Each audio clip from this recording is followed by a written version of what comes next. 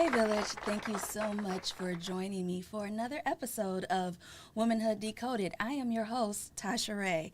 And so today's podcast is called Tools of the Trade. So before we get started, the thought of the day is I am loved. I know my worth. I can make a difference. I learn from challenges. I will succeed. I believe in me. And I read it from this is what I utilize to document my day. So, I wanted to talk to you all about the tools of the trade because, well, in order to be successful, you have to have the right tools. And so I wanted to kind of talk about how I use my tools and why I use the particular tools that I do. So I want to start with what I feel is one of the most important tools that I utilize, which is my iPad. So here, I'm able to write my show notes. I'm able to do any sort of pre and post show information that I might need to do. All of my research is done here. But thankfully, because I am here at DSN Network, I no longer have to worry about the post editing that I used to do when I was doing season one of Womanhood Decoded. So thankful to be able to have the partnership that I have here with the team at DSN. So additionally, this is the second most important tool of just in general. What this is here, you will see it's a catalog of business cards. And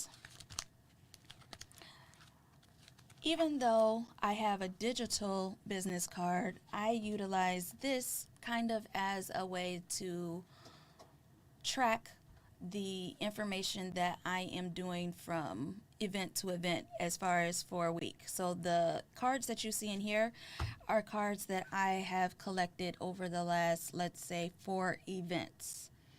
And so as you can see, it's full. And there are people here as it pertains to government, politics, and then black maternal health, because that is what I was covering the last couple of events. Moving on, this particular book is very useful to me because while I love my tablet and I love to write everything there, there's just something about utilizing a pen and a paper. So these are tools that I utilize. And yes, I could have taken it off, but I choose not to because it's by a black woman and I like to support and buy black. Anything that I buy it in the color black or I buy it from a black owned company. And I do it on purpose.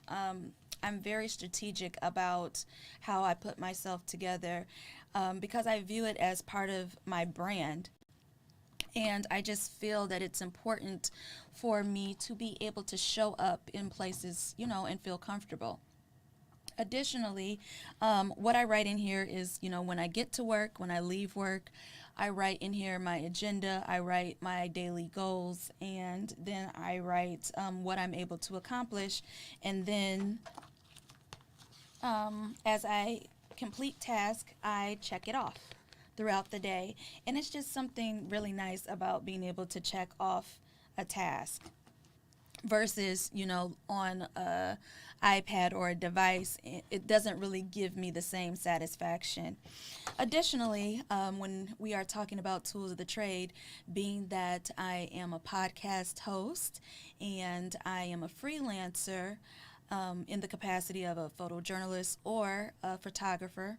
So I need to always have this. And what this is my media pass for my company, Trini Mocha Media. So in this capacity, anything that I'm covering, I wear this and it lets people know who I am and what I represent. And so this company I started several years ago. So anything that I do in the capacity of a freelance journalist is under the umbrella company of Trini Mocha Media. And then I have my other company, which is Womb Literacy. And in that capacity, I am a fertility awareness educator and advocate. And the particular specialty that I teach is called the simple thermal method. And so what I do is I assist teens and women that are interested in understanding their bodies, because I feel that when you understand your body, that you're able to just move freer in the world. And I'm all about making sure that we are empowered to be our best selves and to show up in ways that make us feel, seen, and make us feel like, we can take over the world. So, again, making sure that I always have this with me when I am on assignment. So I tuck that in there. And then I have my iPad, and then I have this. I did not bring my camera with me because it was just too heavy and I just didn't. But that's another tool of the trade that I use. I am shooting on the latest version of the Creator Sony camera. I can put that information in the show notes so that you all can see exactly which one. And I have two lenses. I have a light kit and a sound kit, and I also have a mount. And that is basic. Those are all of my tools. But I wanted to kind of speak to you all a little bit more frankly as to why I utilize the tools that I do. So somewhere in college, I had a Dell, and I'm sure most of you had a Dell as well, or you might have had a Gateway. So I'm obviously aging myself. Well, at some point uh, during my matriculation at Andrews University, which is located in Berrien Springs, Michigan, I was working on a paper and nothing special. And then all of a sudden, um, my screen turned a color that I was not familiar with, and I panicked and I went to go get it fixed, and they told me that the computer had crashed. And so that was the very last day that I ever used a PC. And so since then, I have been utilizing Apple devices or Mac devices because it's the ecosystem for me. Anyway, um, the point is, whatever tool that you need to position yourself for success is something that I feel is important to make sure that you um, are investing in yourself. And especially if you are working in the space of entrepreneurship and you are fundraising or you are looking for collaboration, one of the things that people are going to be looking to you to see is um, you say that you are, let's say, a journalist, but do you have the correct camera? Do you have the right lens? Do you understand how to use it? One of the things that frustrates me, being that I graduated from J school or from journalism school, is now, because of the advent of technology and because of smartphones, anybody that has a phone feels like they are now a personality, or they are now um, a journalist, essentially, or a photographer. And just because you hold a camera doesn't make you a photographer. And so I get personally annoyed by that. But, I'm not saying that you shouldn't go out and shoot and utilize whatever device. I'm just saying that there is definitely going to be a difference between when I set up and when somebody that doesn't have the education that I have. And so sometimes education makes a difference, and sometimes experience makes a difference. So, for example, when I'm going to go set up an interview, I know that I am going to be utilizing this thing called rule of thirds. So I am going to put the person that is the center of the investigation or the center of the conversation. They are not going to be centered in the frame when it comes to the interview. They are going to be at a third of the camera angle because it draws in the eye. And so that's just something that I learned along the way. But being that I went to school for it, it's not something that I need to sit and think and be calculated about. It's something that just happens naturally. So when you are utilizing your various different tools in whatever industry that you are working in, just make sure that you are doing whatever you're doing to industry standard. And that is something that is rapidly changing when it comes to journalism or photojournalism or media or content creation. As you can see, there's all different words to explain or to give language to what communication is when you're trying to convey an idea. And as I was thinking about this episode, I just felt like I wanted it to be a relaxed episode because honestly, my life has been a little bit chaotic lately. And I also wanted to speak about my thoughts as it pertains to this concept of the soft life. And the reason I wanted to talk about it is, well, because I feel, first of all, as a black woman that is in her 40s, I have been working hard for a long time.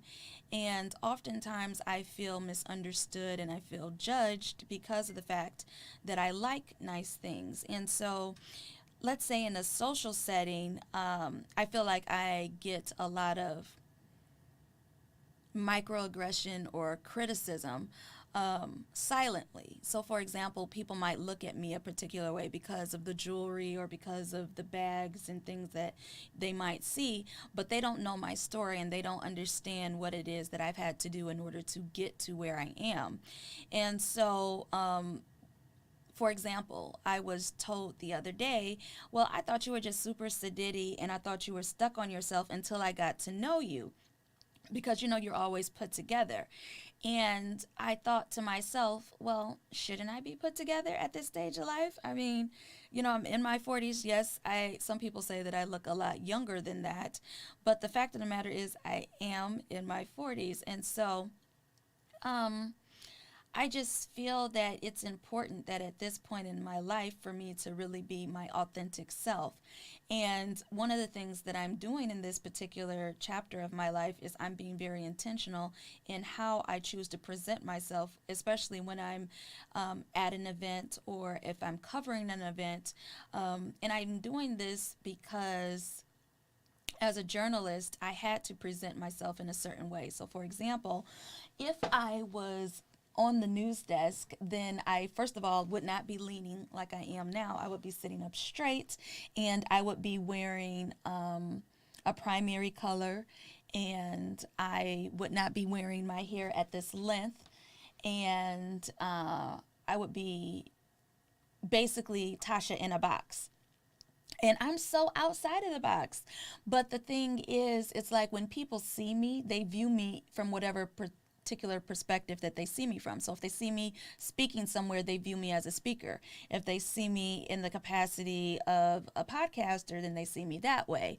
But people that know me, they know that I like to be known as, Tasha from around the way. And if you just meet me, and I'm not great at remembering names, so I always introduce myself as, if you have a difficult time with names, I always say, listen, you can think of me as talkative Tasha or Trini Tasha, depending on who it is that I'm speaking with. So obviously, if I'm speaking to somebody from the West Indies, then I will tell them, to call me by Trini Tasha. Anyway, so the reason why it's so important for me to now craft a signature look, and part of my signature look is my hair, and then my lip, my bold lip. And I say my hair because for many years, to be honest, I was ashamed of my hair. And it was something that brought me turmoil. And if you're looking at my hair, you're probably like, but it's gorgeous hair. Yeah, but kids are cruel. And where I grew up in Michigan, it was something that was always a thing of conversation. So growing up, my dad styled my hair. My mom didn't style my hair, and my dad would, do these intricate designs and colorful barrettes and baubles. And people would often ask, well, what is your ancestry? And I think people ask that because of the fact that I'm brown skinned, because I notice when I am, just out moving in the world, whether it is with my fair skinned cousins or light skinned colors, whatever term you want to use, no one asks them what they are because they're light skinned. And it's basically a given, or, it's accepted that if you're light skinned, you're going to have, a certain texture of hair. But if you are brown skin and you happen to have long hair, then it's this thing of everywhere. Listen, I can't go anywhere. I could be at the grocery, I could be anywhere, and people will immediately ask me upon meeting me, well, what are you? And I typically get people guess, and they typically think that I'm Dominican, or they ask me if I'm Guyanese, and I say no, I'm Trini. But obviously, I'm black. That's the bottom line. Yes, I am. My ancestry comes from Trinidad, but at the end of the day, I'm a black woman, and I live in Brooklyn, and I happen to work in Manhattan.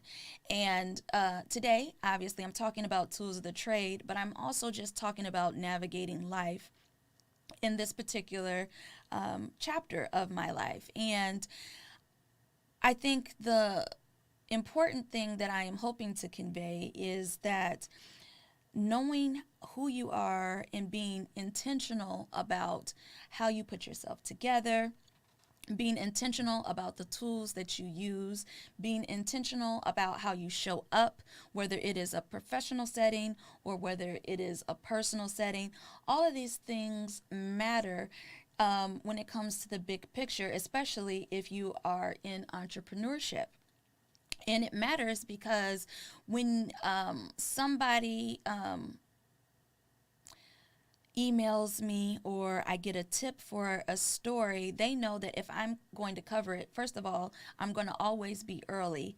And because if you are a journalist and you're on time, then you are late. And that is because I have to first set up my equipment. I have to first look at or walk the room to understand, where people are going to be situated so that I can make sure that I can get a wide angle of the audience, so I can get tight angles, so I can get a tight angle of the stage. For example, if it is an event that has a stage. But these are things that I have to do before I get there. So let's say the event starts at 1 o'clock. If I, as a journalist, get there at 1 o'clock, then obviously I'm not going to be able to set up and be live at 1 o'clock for when the event starts. So I need to be there at 11 at the latest, in my opinion, so that I can set up everything so that, let's say, a battery isn't working or something that I have brought doesn't work the way that it should, I can, switch out the backup. Because you always have to have a backup, whether it's a backup lens, a backup battery, a backup light. You can prepare, but life is always going to life. And so one of the things that has helped me to continue to be successful over the years is to be prepared for opportunity. I don't always know when an opportunity is going to happen, but I know that whenever an opportunity happens, I'm prepared for it. And I can say that with confidence because I've been doing this, for over 2 decades. So for me, I don't have stage fright.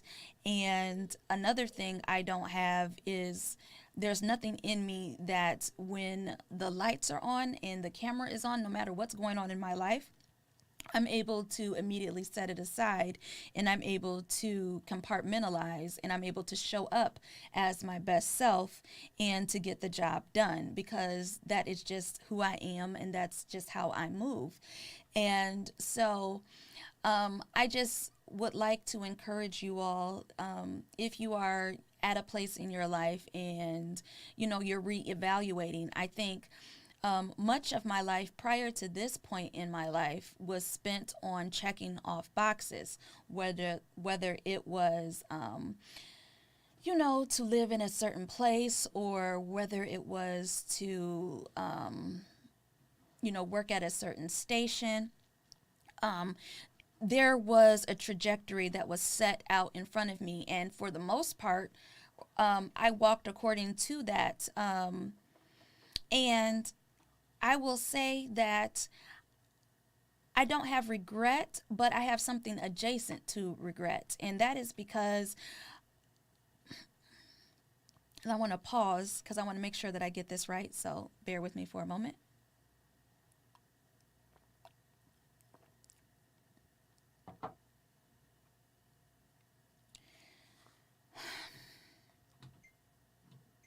I'm grateful and thankful for every opportunity that I have been able to have as a journalist. However, there have been great personal sacrifices.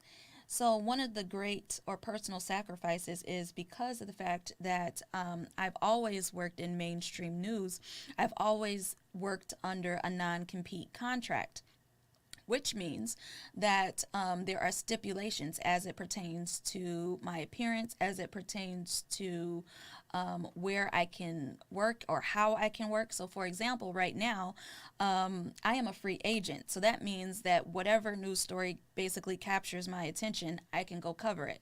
So, what that means is I have cultivated relationships. So, think about this as, relationships or contacts. So, let's say I want to go cover Comic-Con coming up. I will write a proposal to various different news organizations here in New York, and I will basically pitch, and I will say, I will basically put it, the event is from this time to this time, this is where it is, it's here in New York. And when I give the proposal, it's always going to be accepted by somebody. So that means I'm always going to get a check for the things that you see me at. And so a lot of the times when I'm at events, people think that I'm just there to network. No, I'm there. And if you see me with a camera, I'm being paid to be there. So that means that I am a contracted freelancer.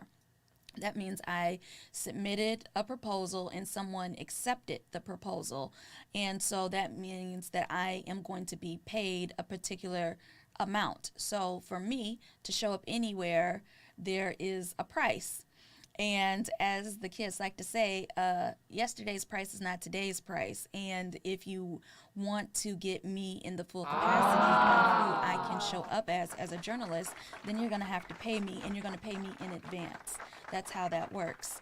And so I get my direct deposit before I go to the event, and then I cover the event, and then I am given a deadline as to when I need to upload photos or upload quotes on camera, or if I need to just get footage. So in some cases, I just operate as a photojournalist, and so I don't have to interview anybody. I just go there and shoot it as if, not as if, I shoot it as a photographer. And so then I upload it by the deadline, but I always, as you know me, I do it before the deadline. And then basically you get a rating for each time. So kind of think of it as like Lyft.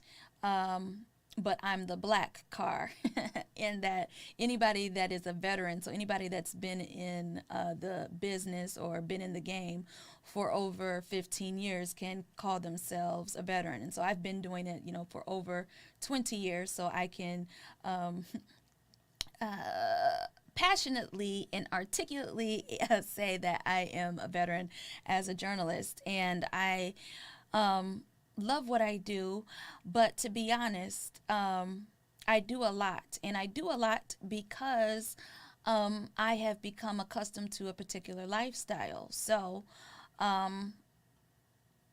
it costs to live in New York, and it costs to go and move the way that I do as far as travel and in general. And so like this week, I covered 12, no, last week and to today, I've done about 12 events. So I got paid for each event, and I don't want to do that.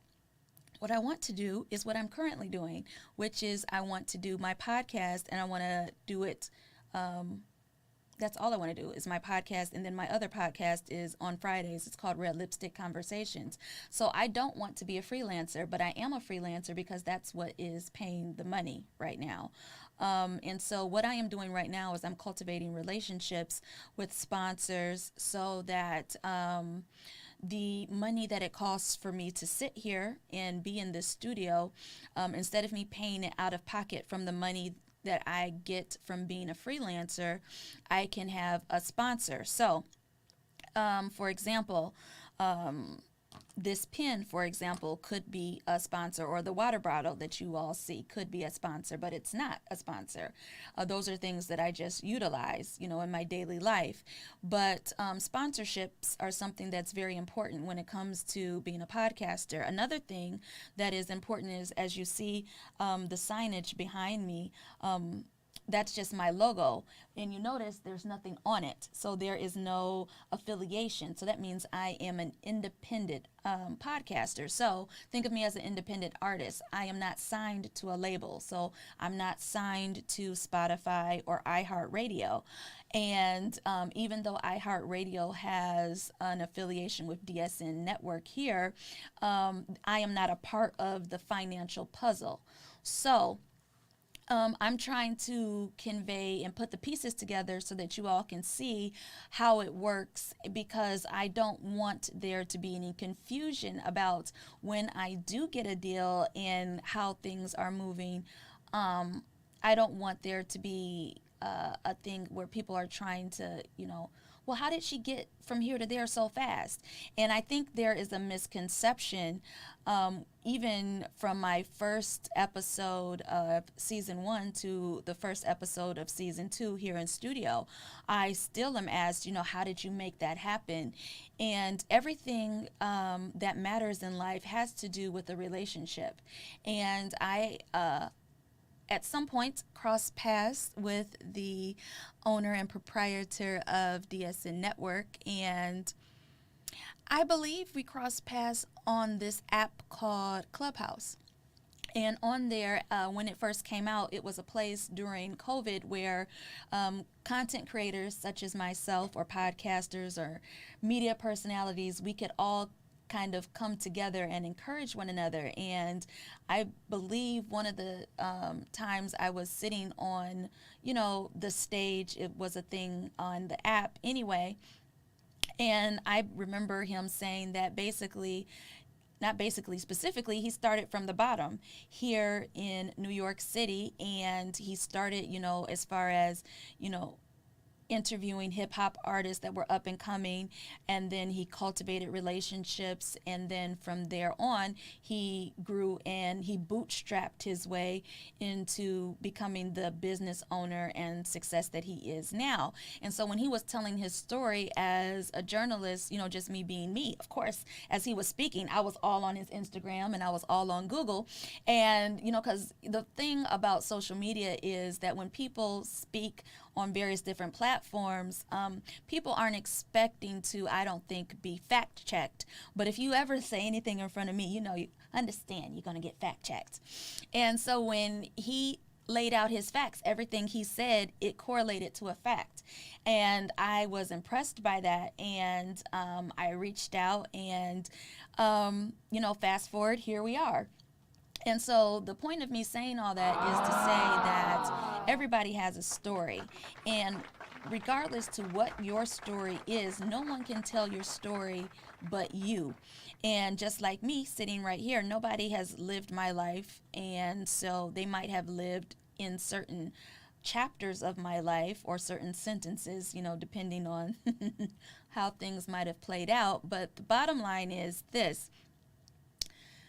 No matter what it is that you are interested in, whether you are passionate about making candles, passionate about making jewelry, I oftentimes hear that, I have an idea, but, there's so many different people already doing it. Listen, if you go on any of the apps, whether it is Apple Podcasts or whether it is Spotify or the iHeartRadio app, whatever platform you are utilizing to listen to your podcast, you will understand that there are a plethora of podcasts. But, there's how many people are there on planet Earth? There's a lot. And when you just think about when you go to the liquor store, how many different types of vodka or how many different types of tequila or how many different types of wine is it? It's a lot. You can't count it. And so, whatever it is that you're interested in doing, understand there is space and room for you at the table. All you have to do is find whatever it is that you can't live and do without. So, for me, that's what podcasting is.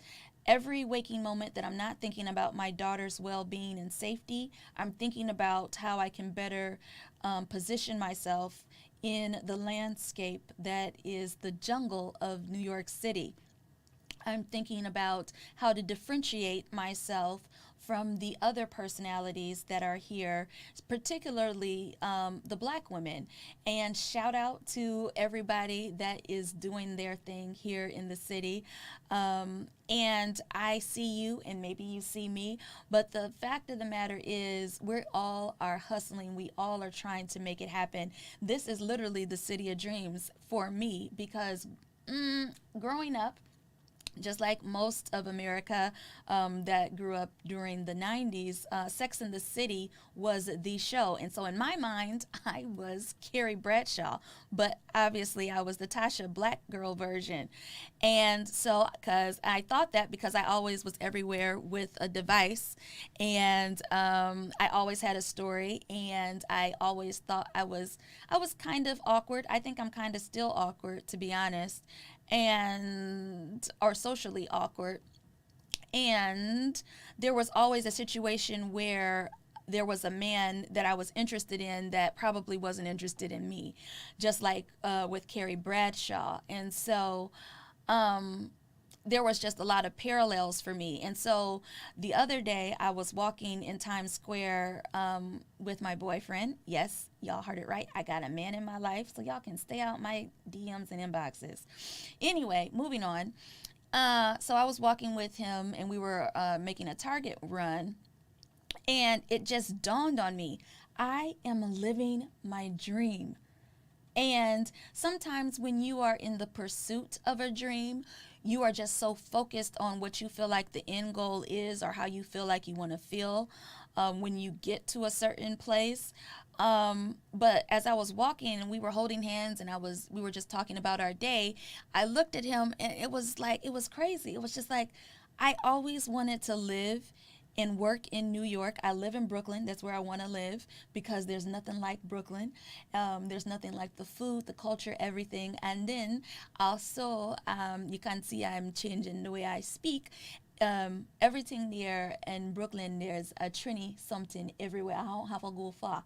And so I can eat whatever I want. And so today, I'm definitely going to go home and I'm gonna have doubles because today is my podcast day, and so this is the day that vex my soul, and this is the day that is just a heavy day for me emotionally.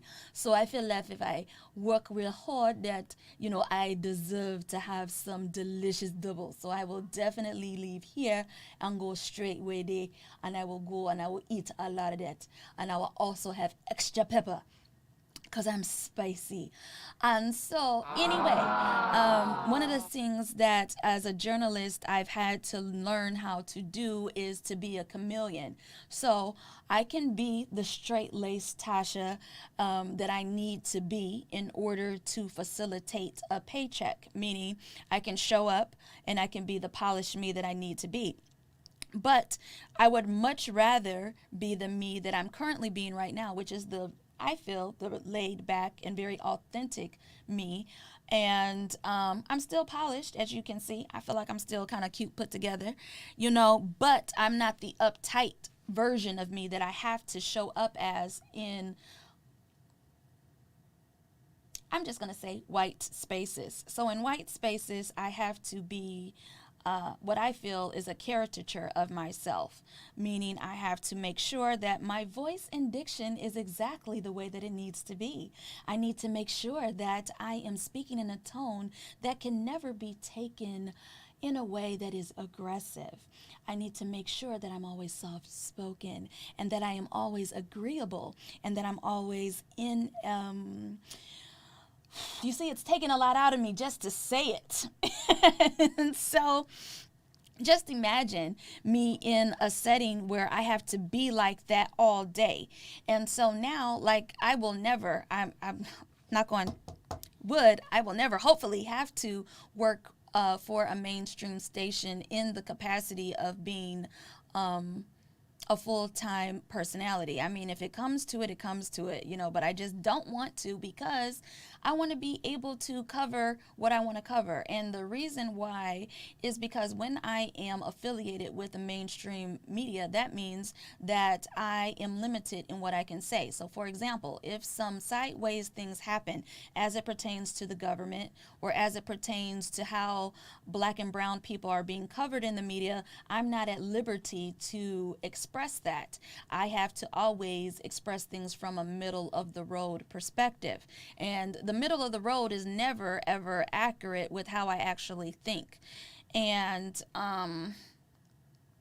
let me just say, it feels like my soul is dying, is what it feels like when I feel I have to be in those spaces, especially for anything longer than an event. I get all sorts of anxiety because, again, I am muting myself. I am being just a part of myself or the part that is accepted. I'm not being my full self. And so I just want to say that I am excited for where I am in my life, and I know that the pieces are coming together. But I'm also my worst critic, and I am thankful to all of you that have chosen to be a part of my journey. Those of you who were with me when I had my very first news story, which was straight out of Andrews University, straight out of J School, and the biggest story was Coretta Scott King's funeral. And so, as you know, that's a national story. And so, for me to be, a kid, still wet behind the ears, and that's what I cut my teeth on as a journalist. So, that's why when the lights come on, I'm able to do what I need to do because I have done a lot and I've been doing it for a long time. And as a result of covering that story, the next thing I covered was the presidential race of Hillary Clinton, the first and second presidential run that she did. And then I covered the other national huge story that I covered in my career was the Mary Winkler murder trial. And I covered that from the beginning to the end. So in that story, what was significant is she was a pastor's wife in Tennessee. And unlike other pastors' wives, somebody ended up dead in a situation. So she had to go to trial. So who ended up dead was her husband. So I was tasked with covering that story. And so it quickly got media attention, and being that I was the journalist that covered it from the beginning to the end of the trial, I was on this show called Snapped. And I don't know if you all know about it, but it's on this network called Oxygen. Anyway, I covered that story, and then from there, I covered anything having to do with politics as a result of covering Coretta Scott King's funeral and as a result of covering the presidential race of Hillary Clinton. And then fast forward, Obama is running for presidency. And at the time, I was covering sports mainly in South Bend, Indiana, and I was covering stuff as it pertained to Skylar Diggins. And at the time, she was not signed to the WNBA. She was a college student at Notre Dame. And so I was covering that for the local affiliate in South Bend, Indiana. And so what I'm trying to say is there has been a pathway that has led me to being able to sit here in this chair. And this is my favorite chair of all the chairs that I've sat in, including the chair that I sat in when I was working in Washington, D.C. during the Obama administration. but it's kind of a close chair because the chair that I got to sit in when I was in Washington D.C., I was on the this thing called the White House Roundtable. So, in that capacity, we were tasked with working to close the gaps when it came to graduation rates and when it came to college scores or no, standardized testing and overall literacy, because what we came to understand is even though children were graduating from high school, somehow they were graduating, but they were not reading on the level of high school graduate, which is problematic, especially if you're in the tri-state area and especially if you're in our nation's capital. How are you graduating from a school in Washington, D.C. and you can't read, or you can't read to the point of being able to matriculate through life as it pertains to various different forms and things that you need to fill out? How is there a disconnect? And it's kind of like here in New York, it's like right here, we're on Broadway, and you will see the cream of the crop when it comes to the movers and shakers, whether it's people that work in finance, people like myself that work in media or law and various other industry here in the city. But then you will look to your right or to your left and you will see somebody asking for money or somebody begging. And it's like, for me, it's kind of hard to.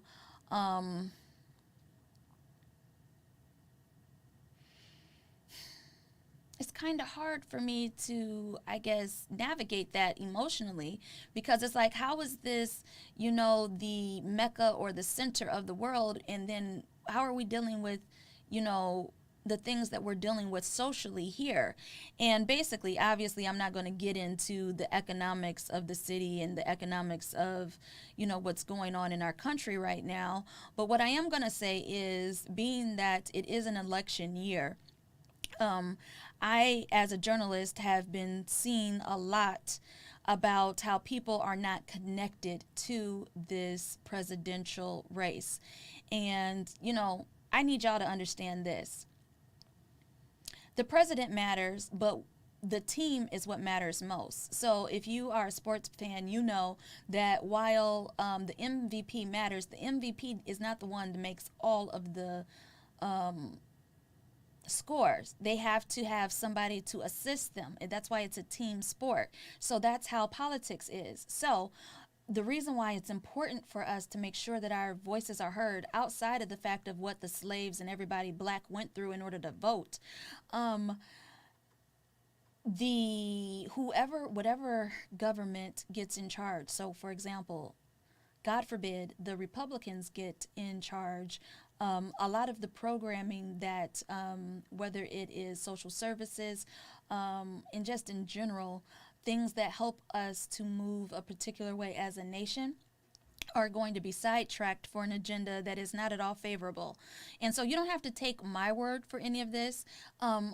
Also, when you are looking at the news, I think it's very important that you understand that everything is coming from a lens. So think about your phone for a minute, and think about a filter, and think about your favorite app. Let's say it's Instagram, and let's say you want to get rid of a blemish, or in my case right now, I would utilize a lens that would get rid of the shine that I have right now. One moment, sorry for that. So yeah, the point is, every station has a filter, meaning they are telling the news from a particular narrative or perspective. Let me give you an example. You will notice around November there are an influx of stories as it pertains to shoplifting. And it's not like people don't shoplift all year, but what it is that the news organizations have sponsorships, or their commercials are being funded through companies like ADT.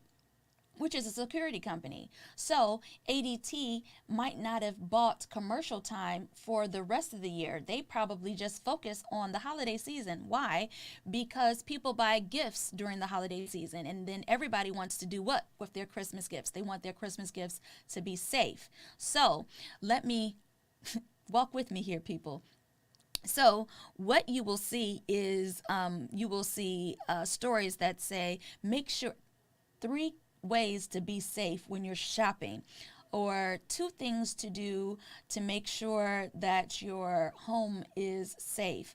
The point of these stories is not to be safe, but it is to create a fear so that when you hear the story, the next thing that you see is the commercial. And the commercial says, you know, for a small fee, you can now get a service, and now you can get ADT, their home, when you're not.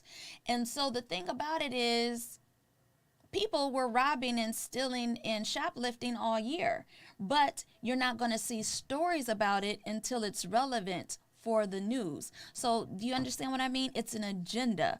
So when you're utilizing various different platforms and you're trying to understand, you know, who's to trust and, you know, what's propaganda, what's facts, what's this, go to the Associated Press, because when anything is disseminated to any of the networks, it starts there and then it goes to everything else. So NBC, CBS, and everything else.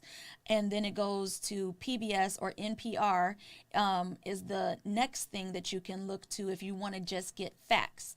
So NPR, National Public Radio, which also happens to be my initials, Natasha Penny Ray.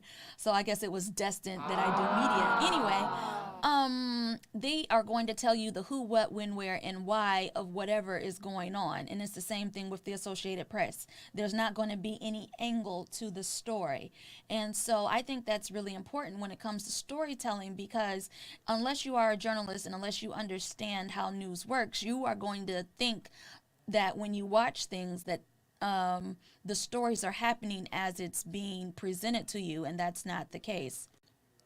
So, I just feel like at this point in my life and in my 40s, being intentional about the tools that I use, about how I show up professionally and personally, I want to kind of transition into the personal arena of my life, and not just for the purposes of getting y'all in my business, but I feel like in recent weeks and months, black women in particular have been under attack from the media as it pertains to our sexuality and our success and our womanhood. And I say that because unless you were under a rock, you know that Vivica Fox just turned or just had a really big birthday. And when she had that birthday, she was asked a question which led to her saying, you know, that she was taking applications for husbands. And people ran with it. And initially it was kind of like there were light articles on the topic, but then it became very sinister all of a sudden. It was like, you know, how dare she wait until, you know, she's basically dried up and or super old, like who wants her now? And I think first of all, that's just problematic thinking across the board. Why is it that men are the only people in society that are allowed to age? Why is it that as a woman, I have to constantly be looking to find ways to look younger? Why do I need, I didn't cover my gray hair. There are gray hairs in here. And I was thinking about coloring it, and I probably still might. But when I color it, I'm not going to be coloring it to cover my gray. I'm going to be doing it to try to be, you know, sexy or whatever, or sexier, because obviously I've already nailed sexy. That's something that the Lord decided to give me. Anyway, moving on. I was annoyed at how she was attacked. And the same thing happens to Tracy Ellis Ross. Tracy has been successful forever. Whether you are talking about her show Girlfriends, or whether you are talking about her hairline pattern, or whether you are talking about the philanthropy work that she does, she's been a boss since she was a Ross. That could be a bar. And uh, it's like whenever she does an interview, whether the last thing that someone says is, okay, well, you've done a lot, you've been successful, are you getting married? Why are we being asked, are we getting married? Why is it that we can't, as black women, be successful and have full lives without a husband?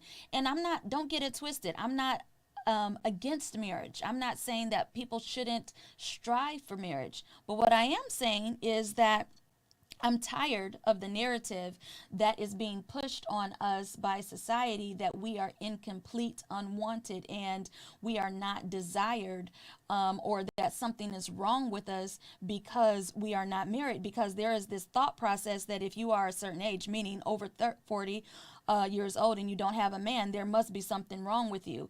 And it's like, why? A man can be single for ever. It's daytime, so I'm having to make sure to pause, as I speak, because I don't want to be cussing on the daytime TV.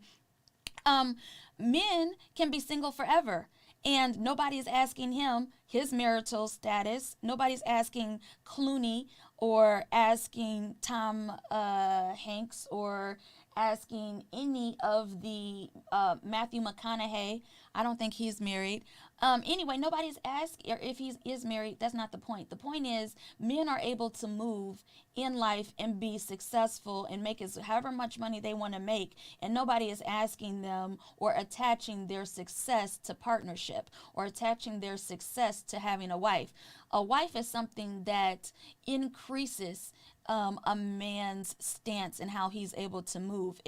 Everybody knows behind a man has a strong, beautiful woman is going to be a plus for him. But as a woman at this point, me getting a husband is 9 out of 10 times going to be a headache as opposed to being something positive. And what I mean by that is, as a woman, you all see I'm busy, but the expectation is, even though I'm booked, busy, and blessed, as Vivica Fox says, because I'm a woman, the expectation is I'm supposed to be eager and excited to come home and cook and clean and to provide the sexual needs of the man that is now my husband. That's nothing that I don't. Does that sound like something I want to sign up for?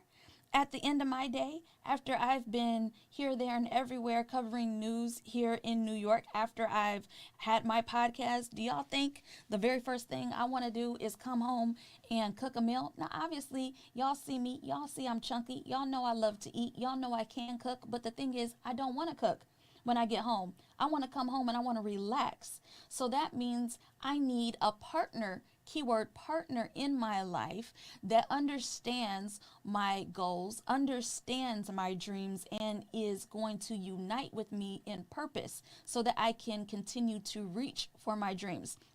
So I'm not at all interested in being or getting the title of wife. I might get it somewhere along the way. And then the other assumption is that because I'm not a wife and I don't have a ring on this finger, that nobody wants me. Listen, my inbox every day has at least 300 messages on every platform of men asking me, can they fly me here? Can they buy me this? Can they do? I don't want none of it.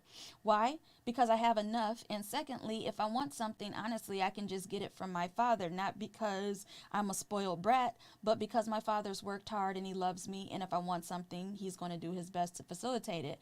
So the bottom line is, if I am with a man, understand I'm with him because of who he is. I'm with him because of his character. I'm not with him because of what he can provide, because I can provide what I want. I can provide my lifestyle by myself. I don't need somebody to provide that. At this point, all I need as far as a partner is communication and consistency and companionship. And then, like Tracy Ellis Ross said, I need affection. She said in the most recent article, she needs a man that will hug her and a man that is not necessarily interested in the social norms of what is expected inside the home. So basically, a man that understands she's not cooking and cleaning every day. They're going to do it together in partnership, versus this idea, archaic idea, that I am supposed to work and I'm supposed to be a wife all at the same time.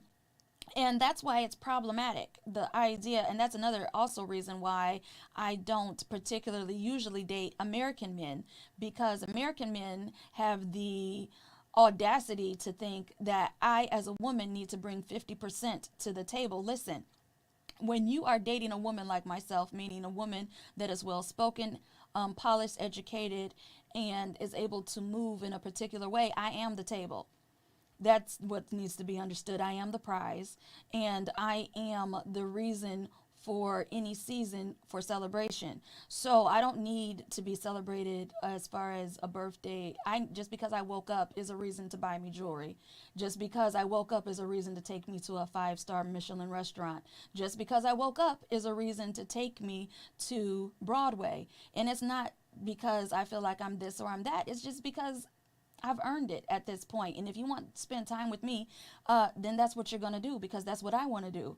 And so obviously you're going to have to be able to move on a certain level financially, because I'm not going to compromise my lifestyle because you're not able to meet my lifestyle where I'm at. If you are attempting to be of significance in my life as a man, and so I just think that that's why I date men typically that are from cultures like, or religions like the Muslim religion. They understand that they are going to be blessed if they provide.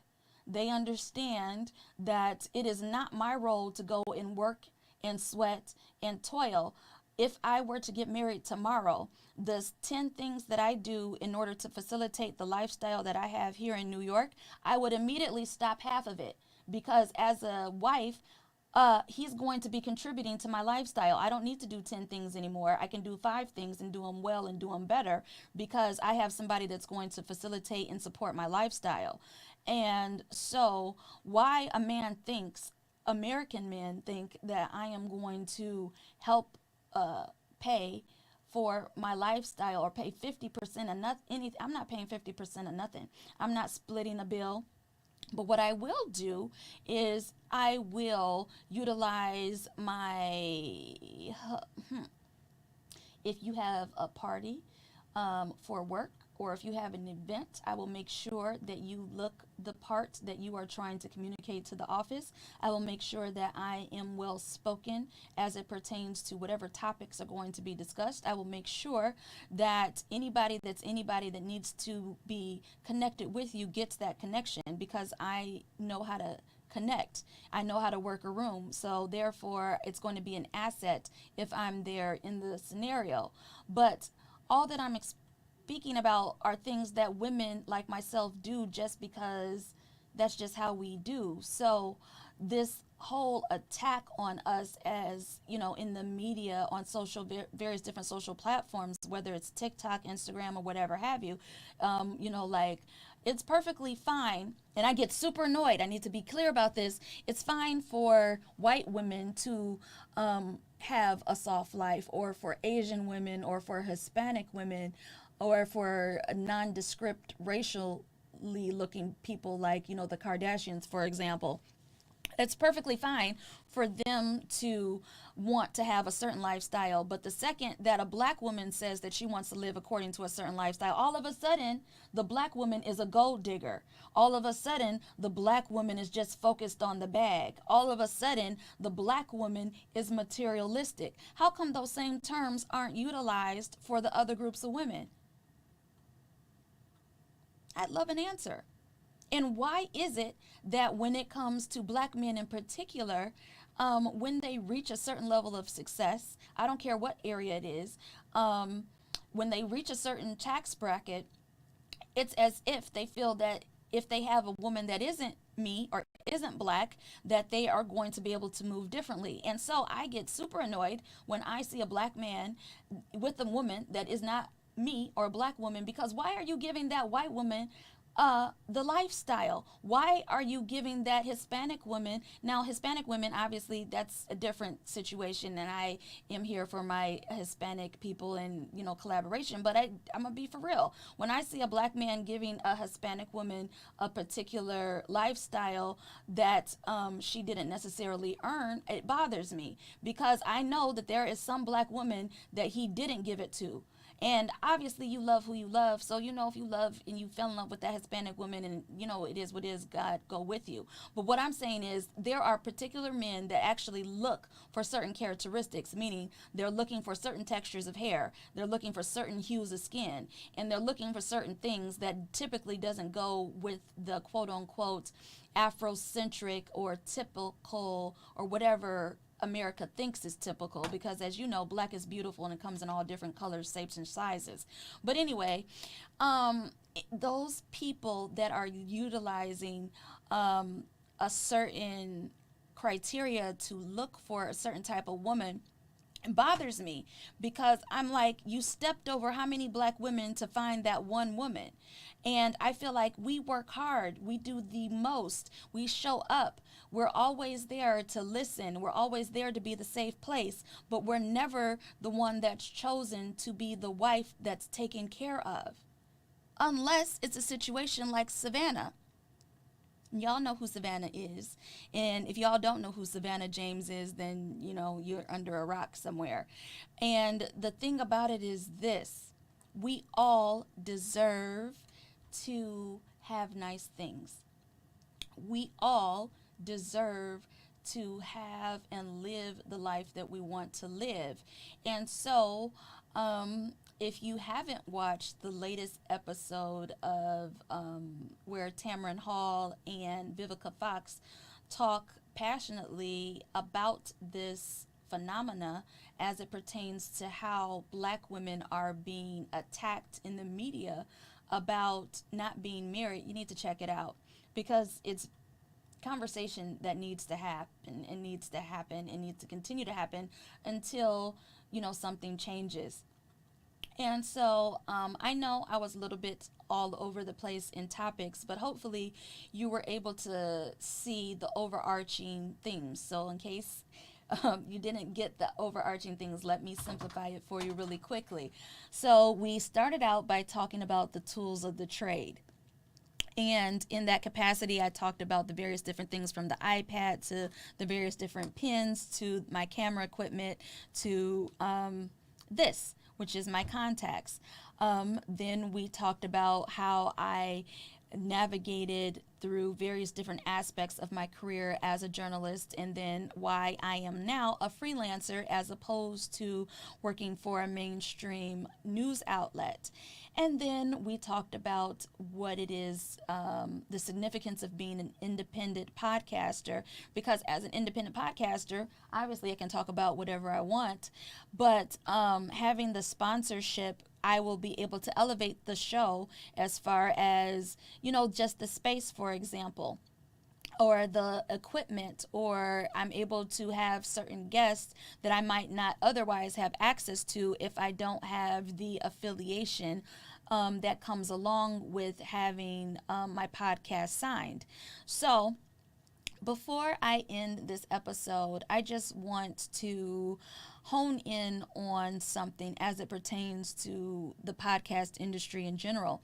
And that is, if we want to try to level out the playing field when it comes to partnerships and branding and things of that nature, we need to work, I feel, a little bit harder as podcasters to cross promote. So I'm going to take the opportunity right now to say that if you are in the tri-state area and you are a podcaster, but you don't have this setup, lights, camera, action, and you are interested in having the opportunity to widen your audience, I am going to extend that opportunity right here today. So you can find me on social media at Tasha's Voice, and we can see about a collaboration. And because it's important for me to be able to create opportunities for others that I had to work to get and I had to claw my way to.